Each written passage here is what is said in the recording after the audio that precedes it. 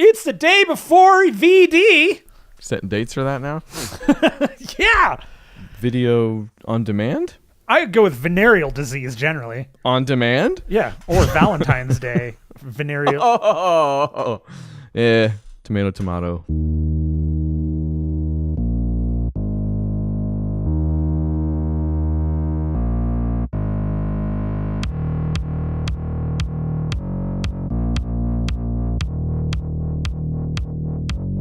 Tomatoes. Welcome to Zero Hit Points, everybody. It's February 13th of the Tuesday variety. Stupid. I'm Ryan Miller. It's Pope Matt Paul the Third. Wow. Matt Amber. Hello. Hi. Hello. How's it going? This the Ed McMahon of podcasting? Did you? No. You never played Warcraft, did you? In what capacity? Like ever? Like you played the game? Oh no. Yeah. That, so in the actually Warcraft 3 I looked at for a little bit. So I don't remember if it was in every game. I don't honestly remember if it was the first one or the second one. I feel like it was the second one that I remember it from, but it could have been all of them. But if you clicked on your dudes like too many times, like they would say things, and so you'd go, right. Yes, hello, what? Yes, hello. Yeah. And if you did if you did it to the orcs, they'd go, what? Yes, hello, what? Stop touching me! That was the best part. Really they'd scream, "Stop touching me!" because you're poking them. Nice. Okay. And I don't say that's like the number one or two thing you do with an RTS, as far as I know. You click on dudes. Having played so much of Red Alert. Yeah. That's the best thing. Yeah. I remember the girl, who was the special agent? Did you play Red Alert? I did not. Special agent. Red Alert, Command and Conquer was not a series. RTSs are something I never really got super into. Tanya or something. Yeah, no, that was the only one. And that was, like whenever it was out. Yeah, I mean, the best part 1990. The best part about the Red Alert games, the Command and Conquer games, were the actors they got, like Tim Curry being randomly there. Oh, like, yeah. That was... Even that's like after... I don't even remember any of the bad FMV from the one I played. Oh man, Michael Ironside I think is in one of them. I think you are correct. Yeah. It's good stuff. Might be the cream of the crop there. The creme de la creme. Hey, before we get too deep into this, I just want to do a quick, brief momentum shout out here. My wife kind of sneakily threw our podcast up on Facebook page called Podcast We Listen To. So anybody who may have come over from that, hey, thanks for stopping by and listening. Hey, send feedback to us. We'd love it. Post on the Facebook page is cool. On the Podcast We Listen To page is cool. You can hit us up at podcast@0hitpoints.com. And we would love to hear back from you. I hope you guys enjoy the show. Yeah, we've been through some recent changes just as a cast, as a site, really, and it's people with an eye towards creating more quality content. It's like as it's leaving my mouth, I'm debating if it's happening. We're posing the same question. We're posing it on Twitter. We're posing it here. We want to get at the people that do enjoy the show, and we want to, more than anything, figure out what you guys enjoy most about the show. We do a lot of what we do on this thing for us. We've mentioned it numerous times, but this thing is born out of me and Matt just talking about movies while we played games. So, and then we ruined it by starting to talk about games and ignoring movies. Then we started talking about movies. And then it didn't. And now... Yeah, there's a world where we just fire it up and get going. We get down to brass tacks. But let us know what you think. I think that's the main thing, yeah. We want to know. Help us help you. Yeah. But not this week. This week we're just going to do what we've always been doing and whatever. All right, let's move on. Video games. This is your Hit Points podcast. We do video games on this one. We talk about them. We play them. Well, it's okay. So go. Blow my socks off. I don't have a lot to talk about. I'm not gonna. One of the things that I've made an executive decision about is if I don't have. We're changing so many things. We have no idea. No. This is a bad example of what you like or don't like from the show because we don't even know. I told you this last week. Maybe not on the show, but I told you. You did. That if I don't have anything new in my games, if nothing great has happened, I'm just not going to bring it up because I just don't think I got a lot to say about it. I played a whole bunch of Fortnite.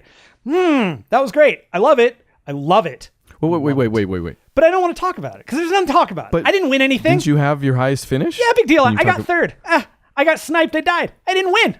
Who cares?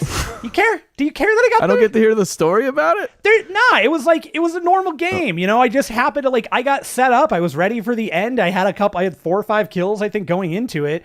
And there was me and the other dude. The other dude had rockets. I had grenade launcher. We had bases built, and we were going back and forth. And there was a third guy, and I knew he was around. I just didn't know where.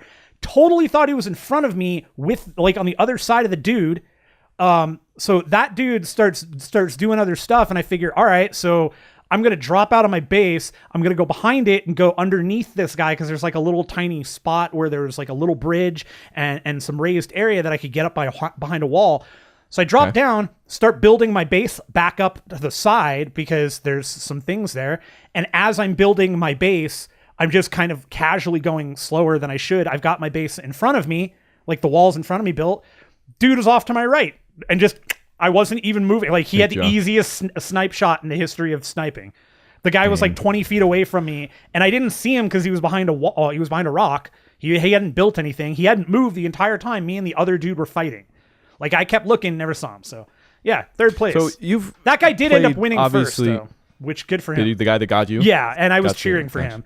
And I'm so annoyed too. So annoyed because if I kill that guy, or whatever, that other dude, there's no chance he survives. I've got that guy dead to rights. He was just not he was not great.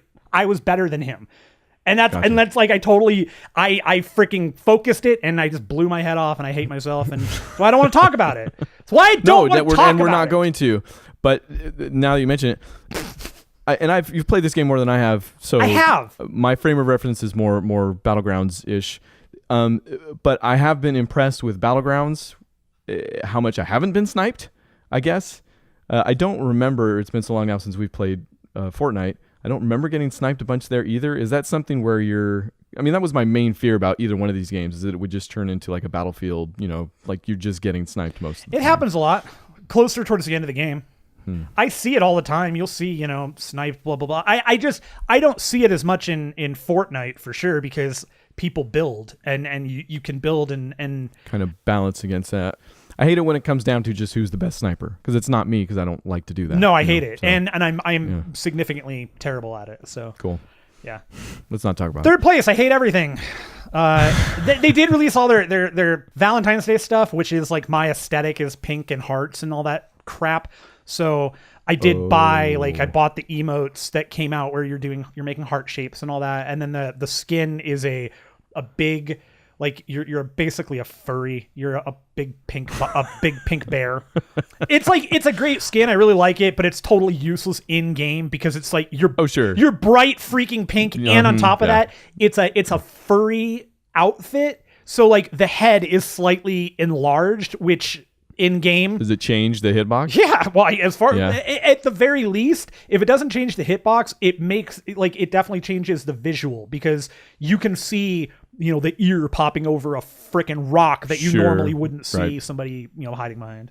I remember that actually. We connected on ODST with our Hardy helmets. That's right, because that was as soon as those became available. They weren't cheap either, I think, too. It was they took forever, because the one everybody wanted was Pestilence. I remember that was the one that because nobody wanted the hearts one. This is before I feel like maybe more people are doing the ironic thing now, but this was back when you could wear some hearts in Halo and make most people mad. It was and I loved it. And it was the same thing actually in TF2. When I played heavy in TF2, my favorite effect was there was an effect for your hats that was a circling heart, and it just kind of winged around your, and I loved it, because it was, especially when you're a sniper. And in that game, that was the one game where I liked playing sniper, because it was definitely a there, you don't have to worry about bullet drop or anything. It's cartoony garbage, so it's just click and dead.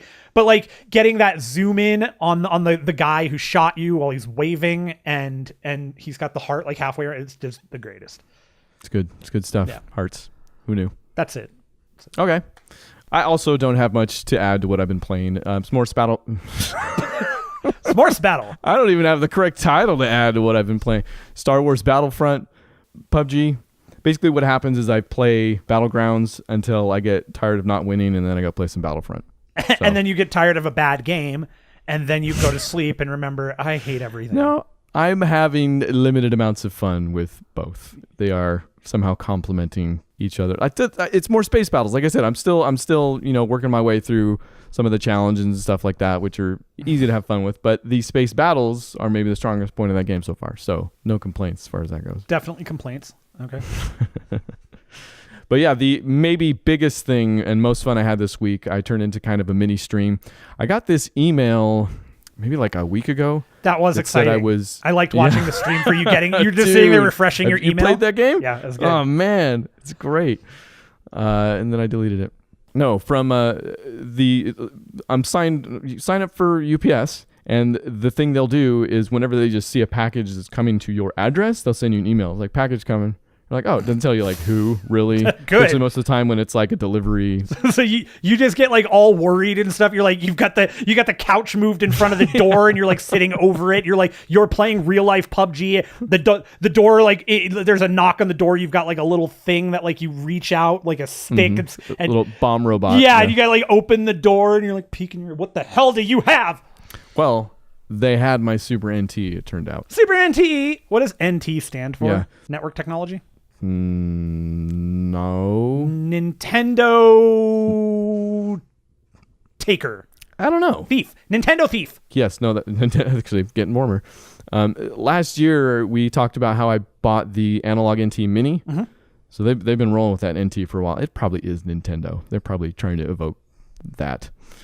But this is a company that did their first release was a product where they cannibalized old NESs and turned them into this really beautiful looking piece of metal that played NES games. Had a cartridge slot and everything. Then they did the NT Mini, which was an FPGA solution, which is the best way I've heard it explained to me is hardware emulation. Because a lot of time when you're emulating a lot of these old Nintendo games, you're using hardware to run software that's emulating hardware, and trying to get that out to a screen almost always, in fact, introduces latency.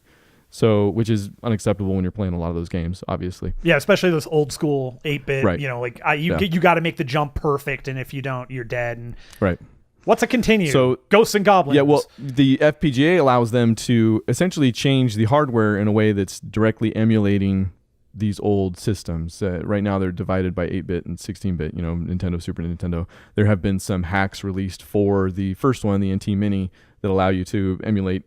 It switches the board up, and then you can boot into any old 8-bit system, like, Game Boy, Sega Master. Like, it's awesome, right? It's part of the reason that it got me to drop money on that first one in the first place, because it was so versatile. And this is the guy, Kevtris, who's I think works for Analog now, but he was writing the actual hacked firmware for it. Or he might have done that before he got hired. There's some question as to now what's going to happen with the Super NT, since he actually works for the company, but I find it hard to believe it wouldn't get firmware hacked at some point. Hacking. Anyways, so I did get the Super NT, paid for it last year, came finally, like I said, had no idea. And one of the other things they did that was super cool was they contacted, and I was going to read up on this, and I didn't, because that's what we do. Mm-hmm. It's called Super Turrican, and apparently when it was first released, it was released in kind of an abbreviated format. They weren't able to do everything they wanted to do.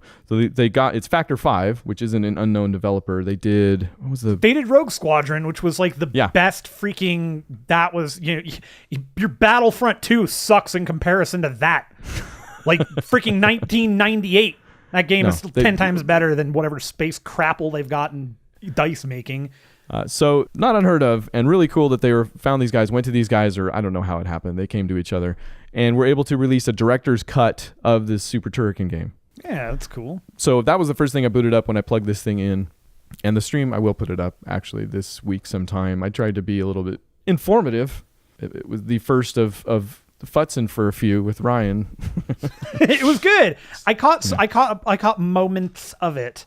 Because you did it late. Yeah, and for 30 minutes. Yeah. There was only a moment to catch of it, maybe. Interesting fact, though, about that Super Turrican Director's Cut. That was supposed to be released on the Wii's Virtual Console, but apparently was rejected by Nintendo because it was never actually released on another console. So they said, "Oh, is that what it was? It can't be virtually released when it didn't actually." That's dumb, but whatever. Sure. Yeah. No, it makes perfect sense. Yeah, you're dumb. Nest tendies. It's a bummer because tell you what, that game's actually pretty rad. I like it. Yeah. I might play that to completion. Like it's very run and gun. Like it's totally Contra. Yeah. Except they introduce kind of more Metroid aspects to it. So there's a lot more non-linearity. Like you can move back and forth across the screen. Like it seemed like there were multiple paths. It's not a cakewalk. I don't remember the first game very well. Like I know I played it, but I never played. I don't Super remember any Turrican, of them. But I don't remember. Yeah, no. I don't remember the game at all. Turrican 2, I think, is on there too, actually. But I didn't get to that one yet. Electric Boogaloo. But no, super fun. Like I'm going back to that. Nice. But then just to kind of and on the stream I get into some of the settings because I'm a junkie for that stuff too. It's really fun. It's a beautiful freaking device. Like that thing is so cool, especially where the price tag was kind of prohibitive with that first one, that NT Mini. Yeah. As much as you might like NES, and as good as that looks too, like it's also a beautiful piece of hardware.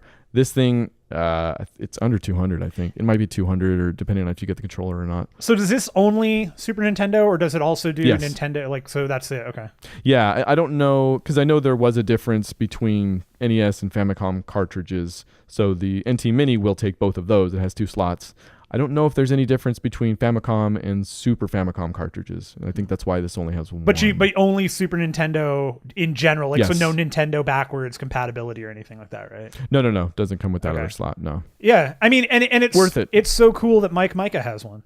Yeah, I saw that post right before we got on too. Yeah, it seems to be enjoying it as well. Like I said, I'm looking forward to it. I'm going back to it. I'm going to go back to Super Turrican, but also to this thing. The other thing I stuck in after I went through a lot of the menus was an actual cartridge, Super Mario World. Just kind of give it a good look. Love it. Real crisp, hard lines, looks good. Hardline crisping. And plenty of options. Hardline crisping is what I want. Yes, you want some good hardline crisping on your Super Nintendo games. That's right. If Yoshi doesn't look like a single line, you've wasted my money. Fair. So the Super Mario World play well? It played like controls were good, everything was solid. Yeah, it plays fine. And I got the version, you can get the version that comes with an 8-bit DOE, which is the thing that like has the Super Nintendo plug on it and then is a Bluetooth controller on the other end. There's a ton of those out there. 8-bit DOE is the way to go. And one of those came with NT Mini. I got the version because I have 2 Super Nintendo controllers. You know, my actual Super Nintendo bit the dust, but my controllers are fine. Obviously. Yeah, so I'm just using those, plugging into this thing. Yeah. Did I sound too uppity on that one? I've, of course, got the controller. No, you didn't. I feel, sometimes. Like, I feel like I go into this state where, like, my mouth turns into more of a circle, and then I'm just like, that's the podcast. So let's keep doing it. Great. Yeah. So definitely cut that. Lots of feedback on cutting that part out. Okay. The feedback is stop the podcast. And let's to be fair, you may send us that feedback. That might be the one we listen to the least, frustratingly enough, but we appreciate the feedback. As long as you keep coming back to check to see if we've stopped, that's what matters. Yes. As long as you keep sending and checking. Keep that subscription going. Yeah. Keep check every week to see if we're like, okay, this is our last show. Nope, still bad. Yep. There we go. Hey, let's jump out of us and get into them. Let's move on to the world at large here. There's news that we can abuse, that maybe somebody can use. You choose. That's asking a little much. Okay, we've devolved into Dr. Seuss. You'll also notice, newcomers, that we devolve into either Christopher Walken or Dr. Seuss. Not mutually exclusive, but one or the other will happen given time. Let's talk about Tweedle Beetles. Doesn't work if I mention it ahead When a of time. Tweedle Beetle battles, when Tweedle Beetles fight, it's a Tweedle Beetle battle. We might have just come up with a whole new segment. Battle Beetles in a puddle paddle battle. So what? Okay. All right. Okay. So the stuff that did come down, terrible. And again, it's like an awful impression too. It's so bad. Haven't done it in forever, man. More happened that we're going to mention, but we're going to spend some time on the stuff that really matters, that we think we have something to say about. That's 0 hit points going forward. You got something to say on it? We'll say it. We'll say it. You It'll don't? Be worth it. Shut up. Shut for up. Just a minute. First thing I thought was interesting, to give you some history on this, I went to PAX this year with Adam, friend of the show. Matt was otherwise engaged. I was not. Congratulations. I just couldn't go. Yeah, my ex-girlfriend, she's doing fine. So while there, we, of course, went to the Swery panel. And it was the one where he debuted his trailer for a new game and also straight up launched, like laptop plugged into the screen, hit go, his Fig campaign for that game. It's called The Good Life. The trailer is as fantastic as it's ever been. It's in true sweary form, weird. Fair. But it's a girl that's a New York photographer that's out in the countryside, but then the people turn into cats or dogs at night, and then they all have different characters. There's no way to do it. Watch the trailer. Just go watch the trailer. Cats, dogs living together. Yeah. Total anarchy. Pets' heads are falling off. So they launched that on Fig. It, for all intents and purposes, failed. And I haven't heard a ton about kind of since then. So they recently announced that they're kind of resurrecting it. They've made, and I think detailed 6 grand changes to ensure success, quote unquote. And they're taking it to Kickstarter. The game itself, whether it succeeds or fails, I hope it succeeds. Like, this dude seems pretty genuine. It's interesting to me, the switch in platform. It's interesting to me, the state of kind of crowdfunding and crowd vesting, which, to be clear, has not been said anywhere else, is dumb. 0HITPOINTS.com. That's the tagline for the show. Yeah. Because Fig, the big difference there being that you get to invest, right? You get to get some money back, ideally, on a small and or large scale. That, I can see why it wouldn't be a good fit, honestly, for Swery. Like, I can't think of any of his games that were such a runaway success that a larger investment model would have been attractive to people with a lot of money. You know what I'm saying? Yeah, Swery's definitely got a kind of... there's a niche there, you know, when you get games like Deadly Premonition, where the game is... You know, it's like Deadly Premonition is kind of that perfect game where people like the game, but not necessarily for the reason that you intentionally want to like a game. It's kind of goofy and weird and cult classic thrown around. Yeah, a bit. Because it's not the best game, but it's really good. It's weird, but yeah, no, yeah, it's that inexplicable thing, yeah, which Swery excels at. Like, D4. I didn't play D4. Yeah, I have it queued up, but also didn't perform, from what I understand. Like, and he has part of the panel that was cool was that he has a greater history than this. Like, he went pretty far back on the games he's worked on, stuff he's done, and he hasn't been doing this weird stuff for the majority of his life. I'd say he's been doing team stuff. You know, he's been working on smaller projects, which Tomba 2, The Evil Swine Return. He's got a lot of stuff he's worked on. He's accomplished in a way. Yes. I could see him taking it to Fig, in fact, because he is so cool to the fans, I guess you could say. Like, I could see him embracing that model over Kickstarter because he would like to give back to the people that are interested in giving to him. Like, he, especially after that panel, I could see that being the reasoning. Unfortunately, didn't work out.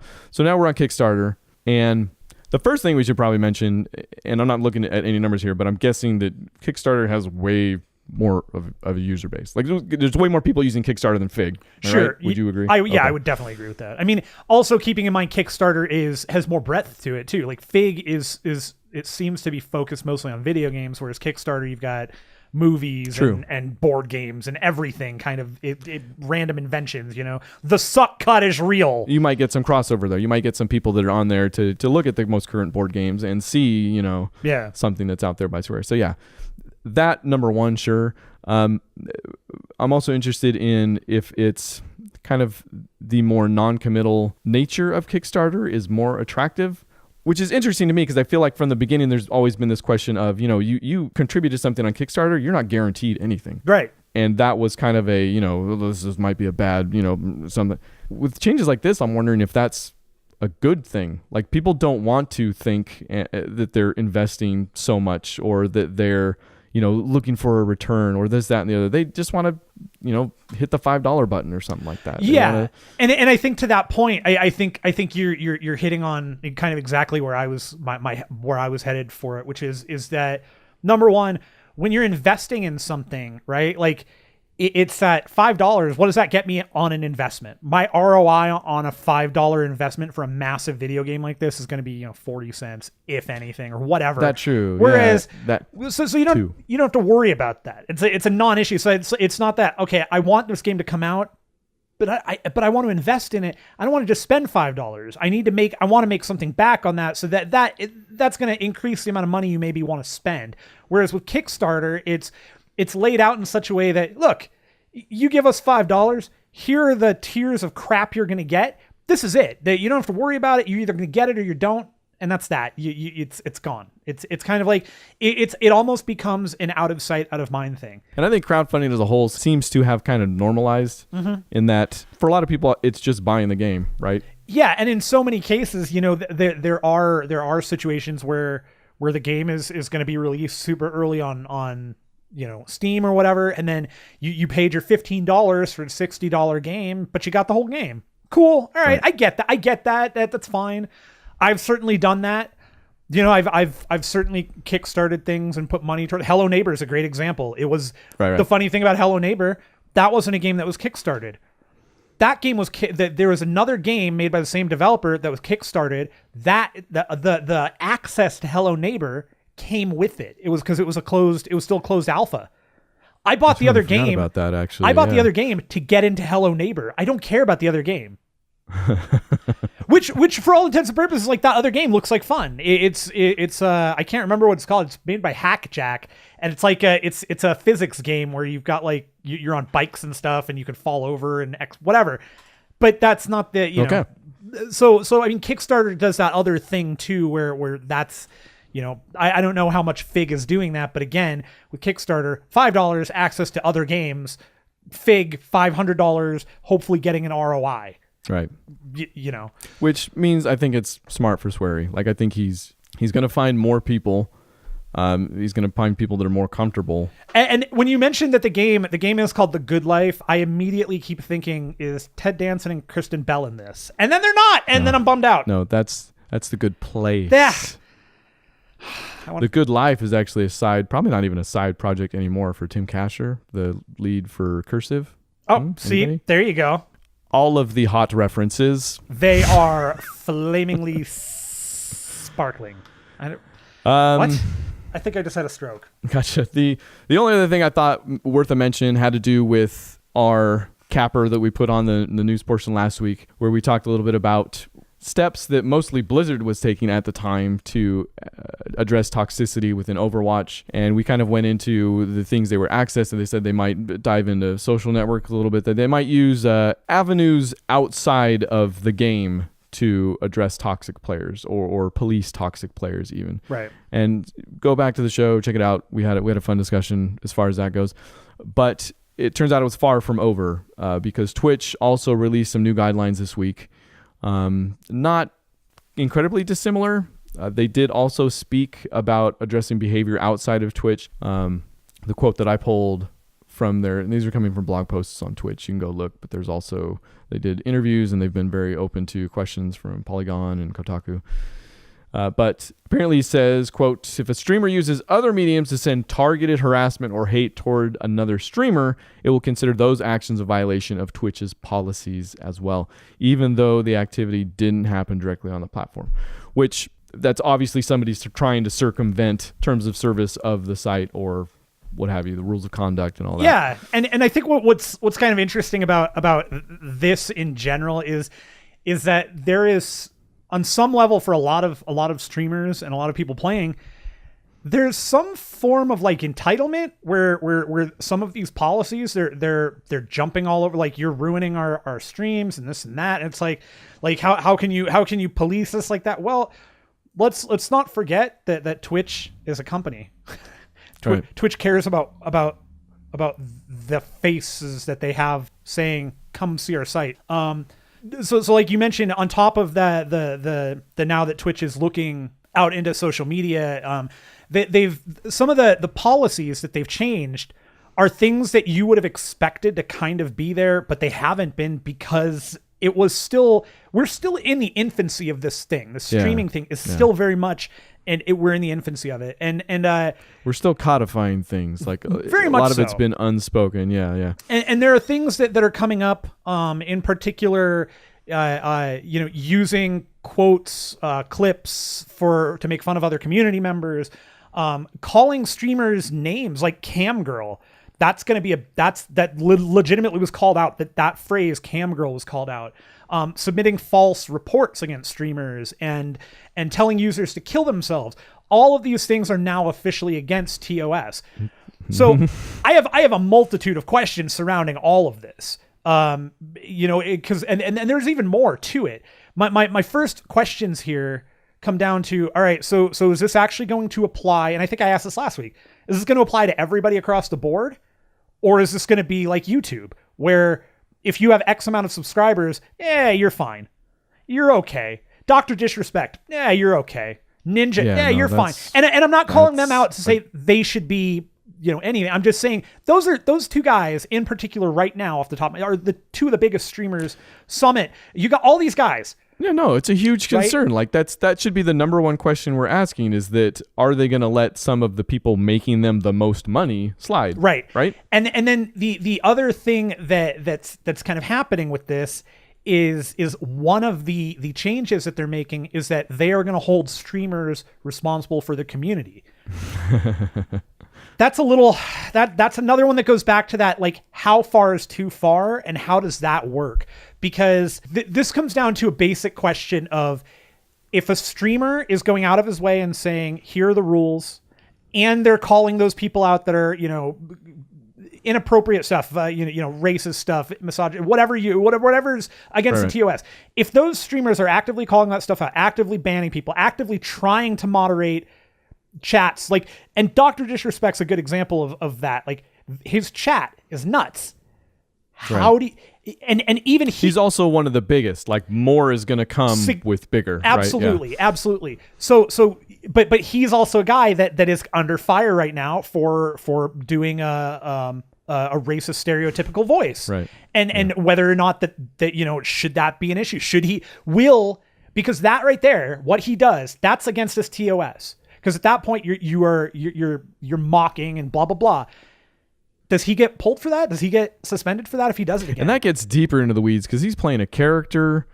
His response was weird on its own. And in character, but yeah.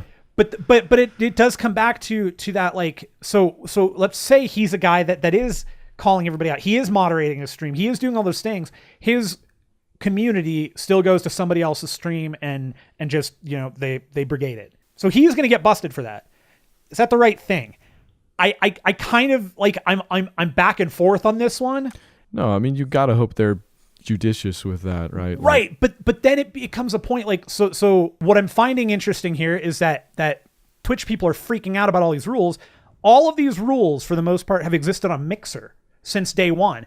And the question to the Mixer team has been, well, how come your community and your platform seems to be a little more welcoming, and we're not seeing as much, as many reports. We're not seeing as much racism. We're not seeing as much misogyny. We're not seeing as much this, that.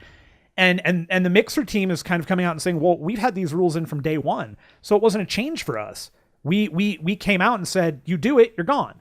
They also have a really small, significantly smaller user base. However, I do agree with the people who are running Mixer that coming out with those rules off the bat makes it way easier to deal with than Twitch having to deal with this, because now all of these questions we're asking are going to come up. Yeah, totally.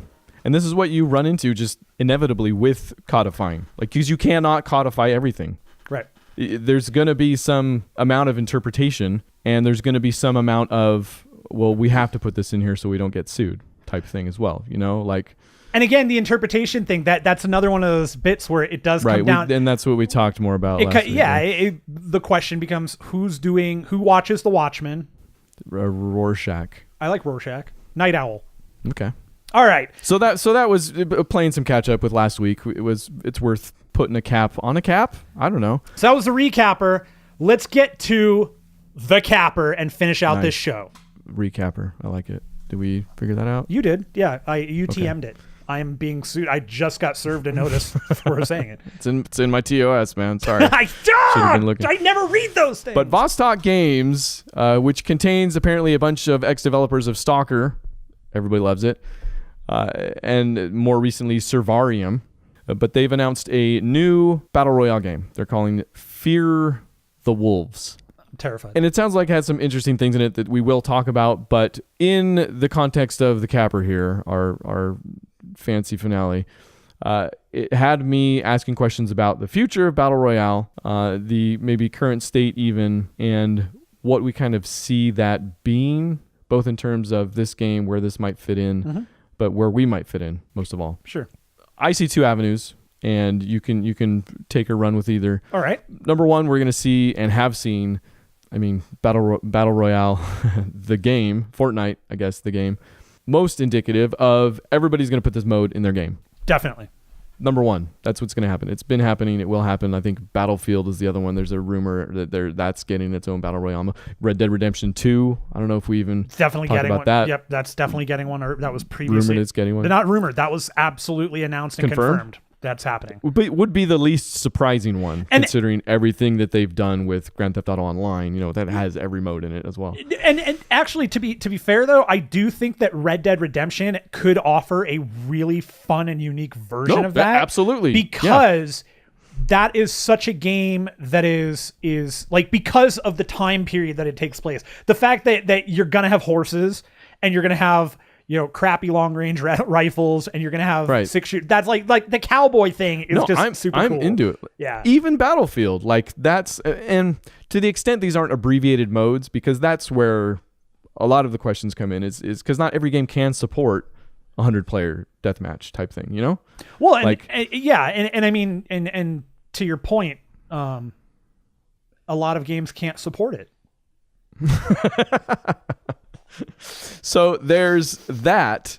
Not that those abbreviated games can't also be enjoyable, but what Fear the Wolves gets me excited about is, and again, some of the things they mentioned for this game specifically are, quote, deadly anomalies and dynamically changing weather, day-night cycle, protective gear that will affect some of the damage you're receiving from these different avenues, mutated creatures in the world. So I guess the other avenue I see is literally the evolution of the genre in a way that, because Battlegrounds is still hideous, man. Like I don't know. Does that ever change? No, that game will never look better. I'm not ragging on it. I just don't think that game is ever going to improve from a visual standpoint. They might fix hitches, they might fix graphical glitches. That game is always going to look like that. Dude, the HD remake of that is going to look the same. It will not be any better. So what this gets me excited for is kind of the AAA version of Battlegrounds, I guess. From wherever that comes. It could be from Vostok Games, for all I know. I don't have any experience with other games, but when somebody with the resources and AAA game development is a discussion all on its own. But look at anybody's top 10 games of the year. There's always some amount of or some acknowledgement of the fact that money can make some pretty transformative experiences. Definitely. And the AAA transformative experience of this new genre that we're enjoying immensely ourselves has me pretty excited. Like stuff like this seems pretty cool.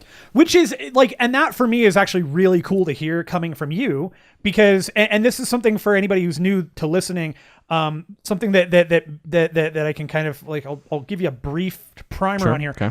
Ryan plays console games exclusively. I play console and PC games, and I am much more, I guess likely is the word. It's not the word I'm looking for. I'm more likely to engage in multiplayer games because I enjoy the competition aspect, but I'm not good at it.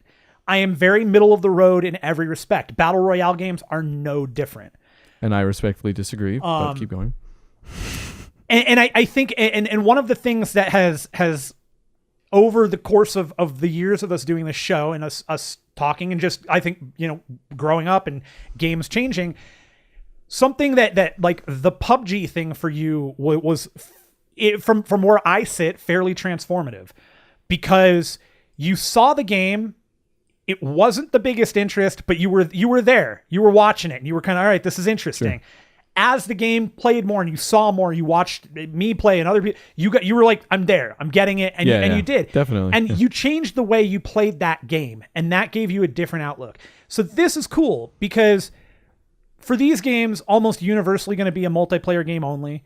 The fact that you're excited for it is exciting for me, because very true. Because it's, I like playing games with my friend Ryan. It's some of the most fun I have. We don't play a lot of games together right now because Borderlands apparently is the only game we can play together. And that's dead for years. So I'm excited for that. I am also actually very excited for where this genre is going. I think right now the AAA game is Fortnite. That is developed by a AAA developer. Really? Epic is a AAA developer. Fortnite is a AAA game that is just in super early access, and I think that it's the first. Yeah. I think it's the first iteration of that in the current landscape that we have. That's the closest thing is to a AAA battle royale game. So I don't want to define AAA. I don't want to get into that really, but we did have this discussion a little bit. In that, I mean, the comparison is going to come up, and I've played battle royale at Fortnite. And it was a question whether or not I was going to like that better than Battlegrounds. I was kind of looking more forward to Battlegrounds. But when we did talk about that, one of the questions it did come down to was design. And while I am looking forward to AAA versions of Battlegrounds, so to speak, I do believe that Battlegrounds exhibits a level of design to the genre that Fortnite did not. Also, I don't enjoy building stuff. So that was a huge strike against Fortnite for me, and probably affects... The maps shouldn't maybe play to that same strength like Battlegrounds. I think the maps for Battlegrounds are very well designed for that genre, obviously, for that game mode. Sure. It's not just anybody can do it. You know, it's not just you need 100 people and that's it. So in that respect, I mean, without defining AAA, I don't know. Yeah, I mean, this is where we fundamentally disagree, because I think Fortnite fits. I think the amount of effort that goes into Fortnite in every respect is significantly more than PUBG. I'm not doubting that. No. But I'm saying, effort. Actually, no. Sorry. Comparatively speaking, yeah, I won't get into that, but I don't doubt that a ton of effort goes into Fortnite. From where I sit from a AAA game, I'm going to take Fortnite over PUBG 1,000 times over every day for the rest of my life, because PUBG has a good map. It's got two good maps. Maybe I haven't played the desert one. And maybe you're right. Yeah. Maybe the map for Fortnite isn't the best. However, I think every change that has been made, all the iterations, the fact that company, that Epic is on top of it, makes that a AAA game. Maybe it's not where you want it to be. And Fortnite is clearly never going to be a game for you. That we know that. That's a, you know... I'll tell you, I am looking forward to. I've heard talk that they are speaking about a significant redesign of how the guns handle and feel and shoot. They did a shooting test, but it's not. I don't know that that's going to help you, because your that was also one of my big sticking points. Is I feel for as hideous as Battlegrounds feels better. Like, that's the most indefensible thing I said. If you remember when we got back to that too, I was like, Battlegrounds feels like it plays better than Fortnite, but I feel like that's. And you and I disagreed on that too, because you and I disagreed on that as well. I after playing both, especially on the PC, I'm gonna again take Fortnite in every respect, because it's not glitchy, it's not buggy. When I shoot something, 9 times out of 10 I'm shooting it. Not as many desync issues. Regardless of all of this, right? Yes. Rounding it back out. So some of the other things, I'm excited about this genre. I'm excited about you being excited about this genre, and I'm excited because there are a couple of other games that are doing interesting things that are survival games, but maybe not battle royale. And I don't know if they count as the same thing. I feel they do, because they are ultimately the same kind of idea, but with a slight twist to it. Whereas, so the one that comes to mind right now, right off the top of my head, is Escape from Tarkov. Okay, Escape from Tarkov is very interesting. It's a game that is set in an awful, ugly Russian area. You're laid into a place that has the main difference here being AI and PvP at the same time. And you are everything you carry that you collect is like, you're going to carry that out to the next game. You get killed, your stuff can be looted. You can play the game day one, find somebody who's been playing for 100 days, has a ton of loot, and have all of that for the rest of the game. To your next game. Sounds like more of a kind of DayZ type. A little bit, but it still comes down to, you're still in a map with a whole bunch of people. It's not 100, I don't think. I don't remember the total, but you're on a map, whole bunch of people, and the goal is to get to the end. And now you don't have to. The main difference here between this and any other battle royale is you don't have to kill everybody to survive. You just need to do X things and then find the exit. But it's still ultimately a battle royale mode where you're dropped in a spot. And then The other game that is following along, that's again, it's a survival game, but doesn't necessarily fall into Battle Royale, is a more recent game called The Hunt, or called Hunt the Showdown. Okay. This is kind of a cool game where again, you've got a very specific look to it. It follows more of a broken down kind of horror-ish thing, where you are starting off, in this case, immediately with weapons. You're dropped into a thing, and in this case, duos is as far as you can go. You can't have more than 2 people in a game. And some would say that's too many. I certainly do. Same thing as Tarkov, where you've got other players, and there are also AI enemies. There are zombie things, and in this one, you are still in a battle royale situation where everybody is against everybody. But here, it's almost Left 4 Dead, where you have a goal in mind. You're all trying to kind of accomplish the same goal, which is get this like find this loot thing, and then you have to kill a boss.